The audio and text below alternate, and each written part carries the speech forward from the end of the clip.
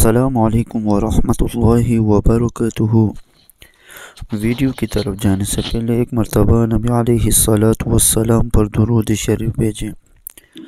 اللہم صلی علی سیدنا محمد وعلی آلہ سیدنا محمد وبارک وسلم۔ صدق اللہ العظیم۔ شیطان کے لشکر سے حفاظت کی دعا۔ نبی کریم صلی اللہ علیہ وآلہ وسلم نے فرمایا کہ جو شخص یہ کلمات رات اور دن کے شروع میں پڑھے گا، اللہ تعالیٰ اس کو ابلیس اور اس کے لشکر سے محفوظ رکھے گا۔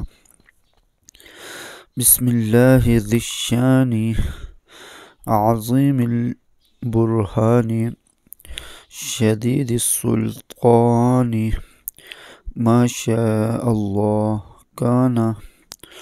اعوذ باللہ من الشیطان۔ ترجمہ: اللہ کے نام سے جو بڑی شان، بڑی دلیل اور مضبوط بادشاہت والا ہے۔ جو چاہتا ہے وہی ہوتا ہے۔ میں شیطان سے اللہ کی پناہ چاہتا ہوں۔ صدق اللہ العظیم۔ آمین یا رب العالمین برحمتک یا ارحم الراحمین۔